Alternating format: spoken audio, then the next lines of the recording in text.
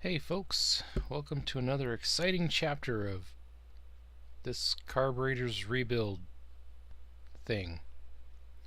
So, I think I'm going to start first with the accelerator pump and power valve. I believe those two are related. I think the accelerator pump controls the power valve.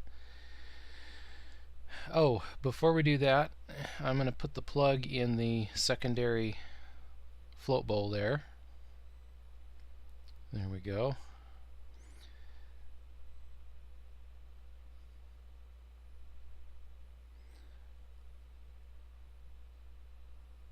Get out my giant screwdriver.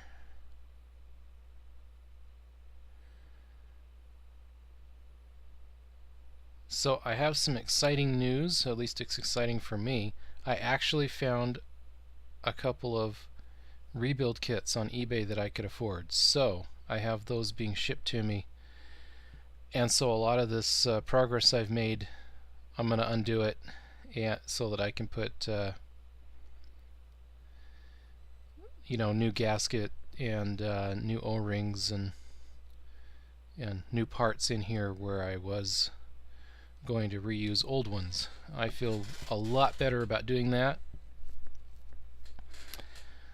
So anyway, here's the power valve. When I first opened this up, that little spring-loaded mechanism there was stuck, and I've managed to get it unstuck. So, and before the video I went and poked around and found all the different parts I could find so that I wouldn't have to do that during the video. So, a little O-ring on there, and then it screws right in.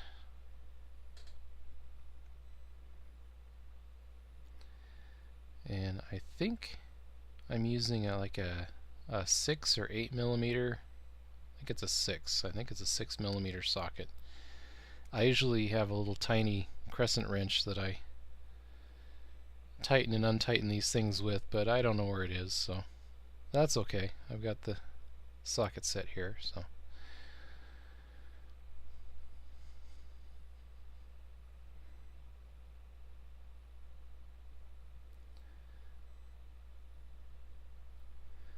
So there's a little, I don't know what you call that, like a little top hat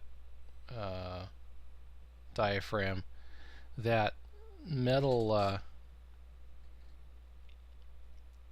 thing in the middle acts as like a little teeny tiny reservoir or float bowl for that valve. At least I'm pretty sure it does. So I'm reusing an old one. I'm not reusing the same one that came off of this one. It was pretty corroded, so I found a used one from a previous rebuild that was in much better condition. This is probably going to be one of the things that's replaced. I think this comes with the rebuild kit, so I'll probably put a brand new one in. But I'm just coating it with a little bit of that silicone grease to make sure it, to help it seal and to make sure it stays relatively soft. That just goes on there. Then there's a spring, and then the top piece, which I've cleaned up pretty good.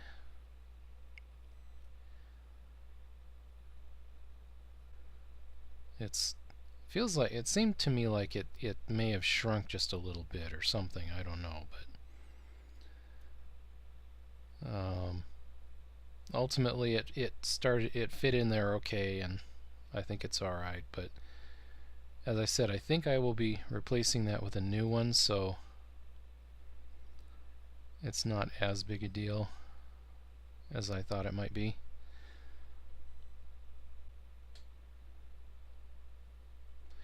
Okay, now we need to assemble all the parts from the accelerator pump.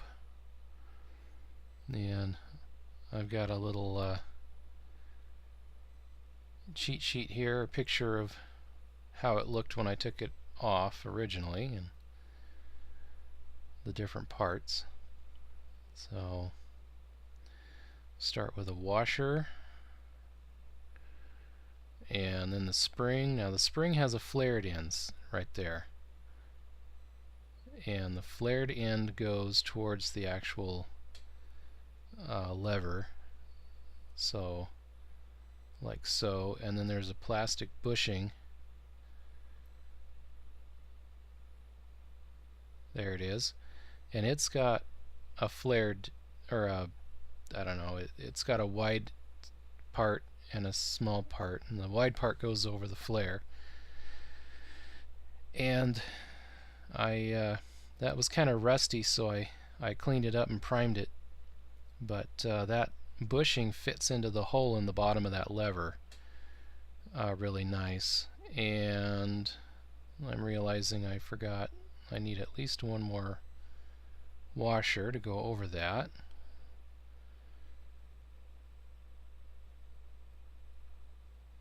So there's a good washer. Okay, that's a good size washer. And then a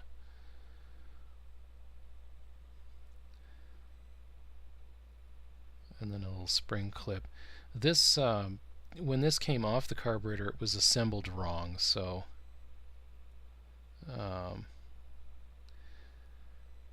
but this is the proper way to assemble it. Okay, so the next thing we need to do is there's two little notches for O-rings in the housing there, and I'm gonna put a little silicone grease on there.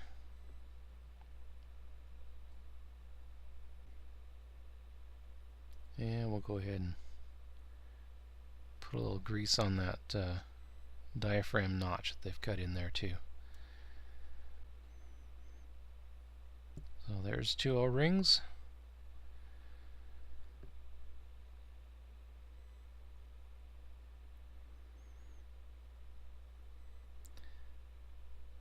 Now, at the time I recorded this, I did not know I was going to be getting a rebuild kit, so otherwise I wouldn't have bothered getting this far. I would have just waited for the kit. But if I didn't explain before, the reason that I'm using silicone grease instead of like just regular petroleum-based grease is that my understanding is that kind of grease will damage plastic or rubber parts over time, and the silicone grease apparently is supposed to be good for plastic and rubber parts. So that's what I've been told, so that's why I'm using silicone grease here. So one side of the diaphragm has sort of a large, like a wide cup that the spring fits on really good, and that's the side that goes out to the spring, and the other side has a little tab in the very center, and that goes on the inside. So here I'm just placing the cover and making sure that spring went in the right place, which I'm not entirely sure it did.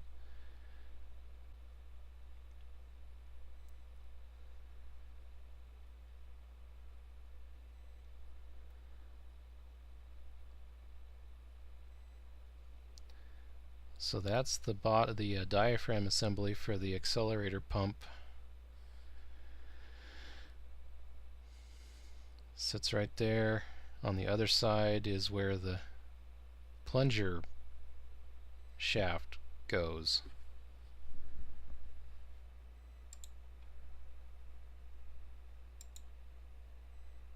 Push rod. Let's get my terms right here. Okay, so I'm going to assemble the bolt that holds the top of the lever in place. Okay, so here you can see the end of that linkage arm has 2 tabs on one side and 1 tab on the other. The reason it only has a single tab is because it fits in the linkage here like a keyhole, and I believe you can also see I'm about to put it in wrong. It should go on the other side, but I won't notice that till later.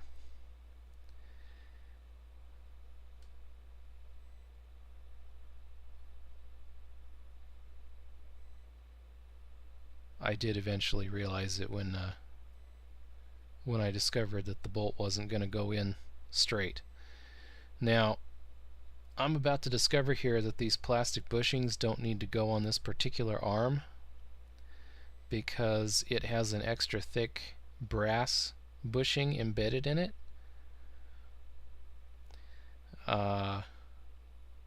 So I'm going to end up comparing this particular arm with a couple other arms I have, and those other 2 arms do take those plastic bushings. So your carburetor may take 2 plastic bushings, or it may just take no plastic bushings.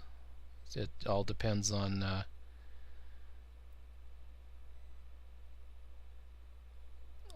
what particular model carburetor you're rebuilding here.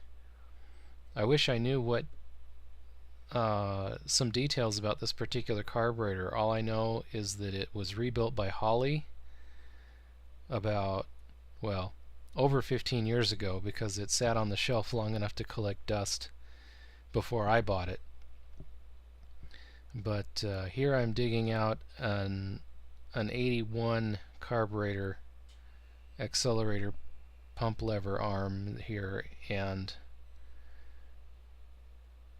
I don't know if you can see it, but yeah, the plastic bushings do fit in that one because the I'm not sure it has a brass bushing. I think it just has kind of a hole in it that you put the bushings into, or not really a hole, but a short little shaft there. Whereas if you look at this arm that I've cleaned up, it has a nice thick brass bushing. I've even got it all shined up so you can really see it. But yeah, if you compare the two, yeah, one shaft is definitely bigger than the other, and those plastic guys don't fit in. I don't know. I think I'm kind of spending more time on this than I need to, but every one of these carburetors seems like it's a little different, so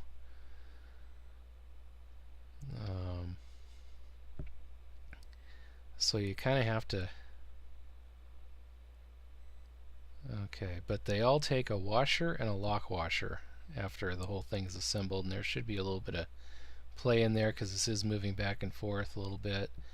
And here you can see the bolt is going to go in crooked, and maybe you can also see that the whole arm is kind of crooked in relation to the carburetor, and that's because I put the linkage in backwards. I'm just about to realize that any second now. I can be a little slow sometimes, but there we go. There we go. I'm looking at the, yeah, see? Okay, I think I finally got it figured. So, okay. That pin hooks in on the outside of that linkage, and then the whole thing just fits much better. Yay, okay. So, and then of course, you know, once you've turned that that linkage arm into position, that tab no longer lines up with that keyhole, and so that holds the linkage arm in place on the linkage. And now we can put the fastener in again with the washer and the lock washer.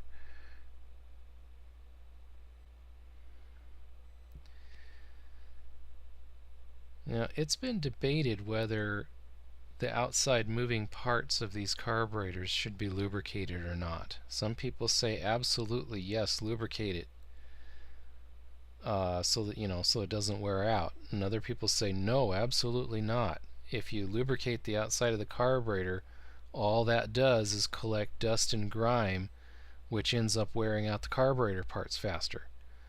So you've either got friction or crud. But either way, apparently you're doomed. So now when I take these carburetors apart, I don't really see any lubrication going on these outside parts. And so I'm rather inclined just to let them be,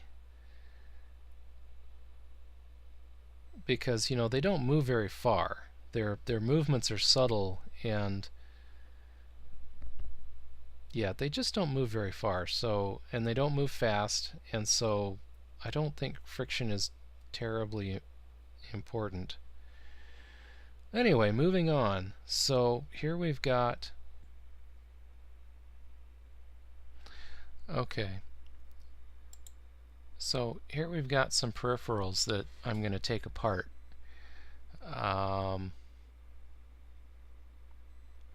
So let's start with this guy. This is the secondary opener, and he's responsible for opening up the secondary butterfly valve on the throttle body when the accelerator is really being opened up, right? Just like on a regular 2-barrel carburetor, I guess. So now I'm looking at some of these screws, and they're not in great shape, so I'm probably going to replace them. A couple days before I did this, I put some penetrating oil on all these little screws. I don't know. I've had pretty poor results with penetrating oil. I don't know. Other people swear by it, but so there's the there's the back cover, there's the spring. I did manage to get penetrating oil all over the inside of the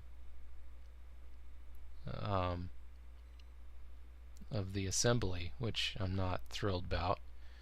I'm not sure how that happened.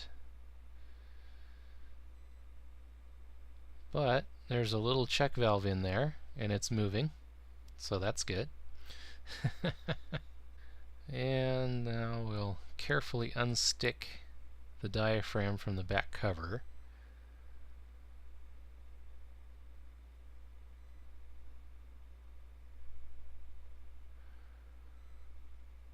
Now this was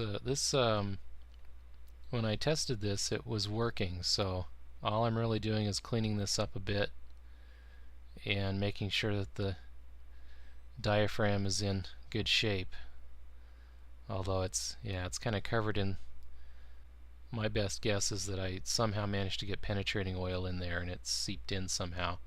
It must have penetrated. But yeah, it appears to be in good shape. It looks a lot like the throttle opener diaphragm, but that one has a bend in the end, and this one has like a big hole in the end. So you can't get them mixed up, at least not for very long. Okay, next up is the AC idle adjust assembly thing. There's a screw in there, and I'm going to count the number of turns it takes to seat it all the way down, and then write that number of turns down. So here I'm just marking a little notch where to give me kind of a reference point as far as counting. And then I'm just going to go ahead and turn it in. Now, in a previous video I mentioned I didn't have one of these because my air conditioning didn't work. Well, this came off of one of the parts carbs, and So as long as I've got one available, I'm going to go ahead and clean one up and put it on the carburetors just to make sure the carburetor's complete. I would like to fix my air conditioning someday, but I have no idea when or if that's going to happen. Anyway, with those number of turns counted and written down, I can just go ahead and take that screw right out. So you probably saw earlier there's a little black dust cover that you take off to get to that screw, and then there's the adjustment screw itself, a spring, and I believe now I'm digging through to find either the washer or the O-ring. One of those was being really stubborn, so I may just fast forward through this so you don't have to watch me digging for an O-ring, but these O-rings that are down in here, they can be really tough to get out, and you just kind of have to keep at it or get a better tool than what I have. Hey, there, I got it. Finally. That was a bugger. That was the O-ring. I already had the washer out, as it turns out, so now we can crack this guy open. Again, I used penetrating oil to help get these unstuck. They've been soaking for about 2 days. Okay, I want to break out my secret weapon here. Channellock Pliers. Fortunately, a lot of these screws you can get to them from the side. Unfortunately, they're round, but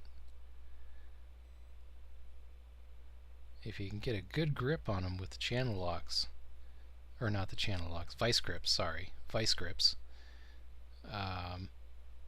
all they really need is just one little bit of a turn to crack them loose, and then all of a sudden you can get them out pretty easy.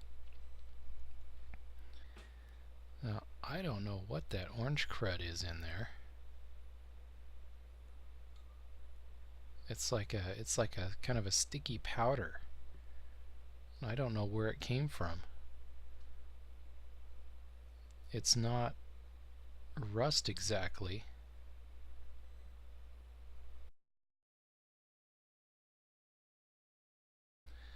So that's really weird. I'll have to clean that up. But oh yeah, there's a little tab, a little rubber tab sticking out of the diaphragm there, and there's a corresponding notch on the front cover here.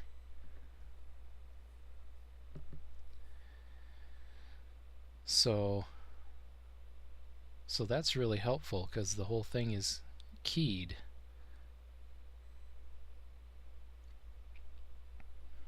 I wish some of the other diaphragms were keyed like that, because that would come in handy later during reassembly, but it looks to be in good shape except for that reddish junk. So, oh well, get that cleaned up. So I'm just checking my reference picture to make sure that I haven't that this thing isn't missing any pieces. Doesn't seem to be, so on to the next one. So this has to do with, this is a piece of the choke mechanism. This is the choke opener assembly. For some reason somebody wrote bad on it in yellow paint, so that's weird. It seems to work okay. So it holds a vacuum for quite some time, really.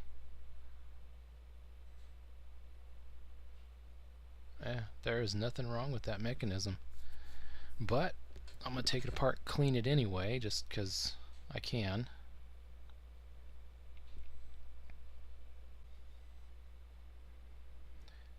Yeah, you can tell these covers one of the screw holes has sort of this sweeping rounded part that the other two don't have, and when you go to put these back together,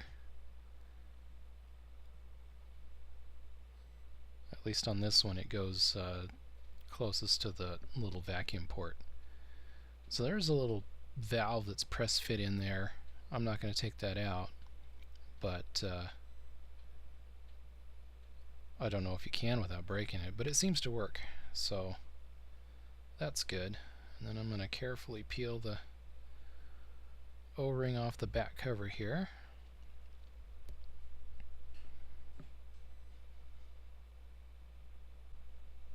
And the diaphragm part looks to be in fairly good shape. Okay, this fellow is the bowl vent shutoff assembly. So when the car's off, fumes from the gasoline in the float bowls are collected through this guy and sent to the charcoal canister, I think. I could be wrong about that. When this fellow is when the car is running, this valve does pull collected fumes from the charcoal canister and sends it to this through a hole in the air horn, and it's pulled in through the air intake and burned by the engine. That's assuming that your charcoal canister is still working properly. Mine died a couple years ago. So again, there's a little curved indentation there that actually matches the body on this one.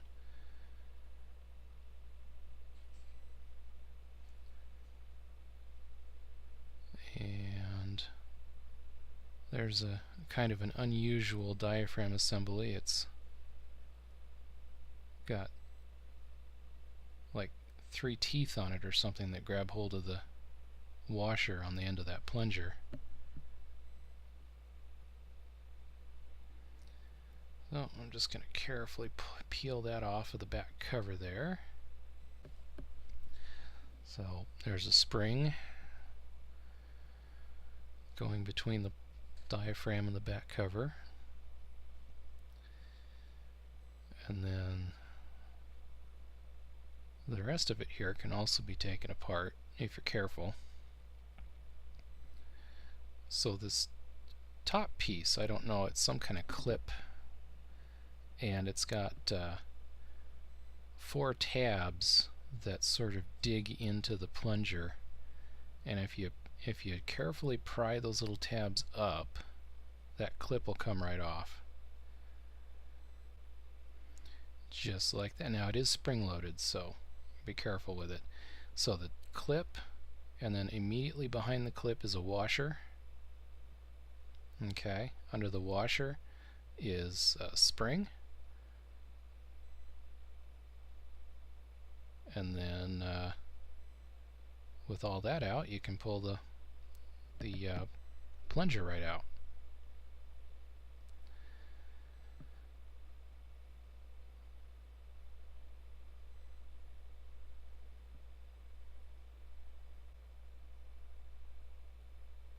On here is the O-ring. So we'll pull the O-ring off.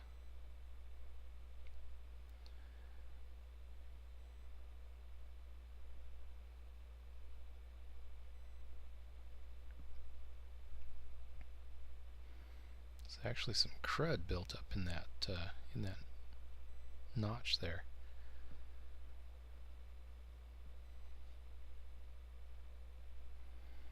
So carefully get that O-ring out without stabbing it or splitting it or tearing it. And there we go. It's still nice and pliable, so it can be reused.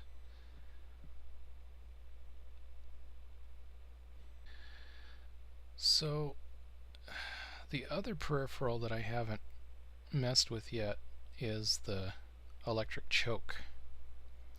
And I'm not going to do that in this video, but here in a video coming up soon, I'm going to go ahead and take this guy all apart and clean him up. Now, one thing I will do though is put the idle adjust screw back on. It's basically just a bolt that goes into a plastic knob, and then a spring goes on it to spring load it. And there's a threaded hole right next to the linkage that it threads into. And all that does is push on a little tab on the linkage, and the further it pushes on the tab, the farther open the primary butterfly valve sits on the throttle body. So the more open it is, the higher the RPMs. The more closed it is, the slower the RPMs. So, and the nice thing is you can adjust that with the carburetor right on the car, and because it's got that plastic knob, you can do it with your hand. You don't have to have like a special tool or anything, so that's really handy. That's a